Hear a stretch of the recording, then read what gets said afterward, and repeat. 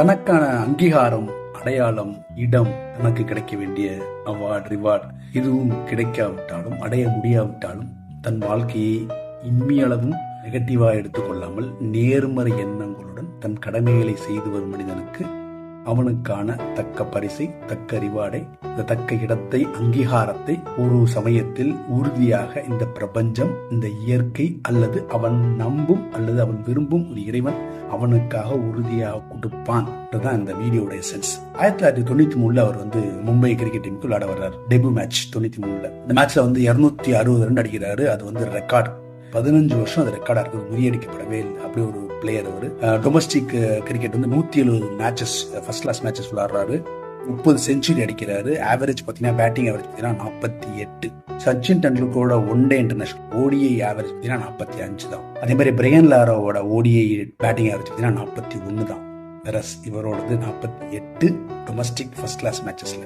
Next Sachin டெண்டுல்கர்னு சொல்லப்பட்டவர் மும்பை டீமுக்கு கேப்டனா இருந்து 2007 ரஞ்சி டிராஃபி வாங்கி கொடுத்தவர். இப்படி ஒரு சரியான பிளேயர், கிரிக்கெட்டுக்காக வாழ்ந்தவர். ஆனா இந்தியன் டீம்ல விளையாடவே இல்லை, இடமே கிடைக்கல.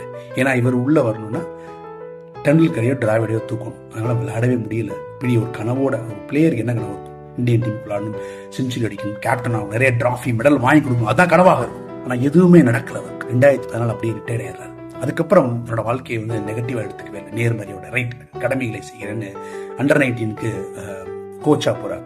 போயிட்டே இருக்கு. 2023 விமென்ஸ் கிரிக்கெட் டீம், இந்தியன் டீமுக்கு கோச்சா வர்றாரு. 2025 இப்ப போன மாசம் ஐசிசி ஓடிஐ கப்பை வாங்கி கொடுக்கிறாரு. யாருக்கு? இந்தியன் விமென்ஸ் டீமுக்கு.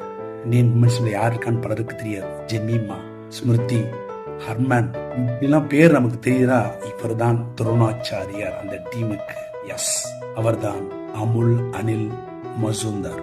பாருங்க, 32 வருஷம் 93 தன் கனவோட கிரிக்கெட் வாழ்க்கையை ஆரம்பிக்கிறார். செதஞ்சு போது எதுவுமே நடக்கல. இந்தியன் டீமுக்கு விளையாடவே இல்லை மனுஷன். 32 வருஷம் 2025 அவருக்கான பரிசை, ரிவார்டு, அவார்ட, இடத்தை, பொசிஷனை இந்த பிரபஞ்சம் அவர் கொடுக்குது. காத்திருக்கிறார். நேர்மறையா தன் வாழ்க்கையை வாழ்ந்தது.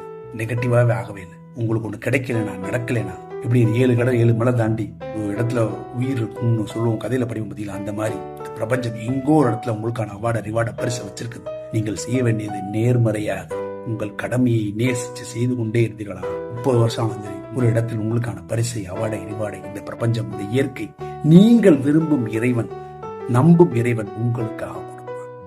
நல்ல சிந்தனை விதைப்போம், நம்பிக்கை வளர்ப்போம். அந்த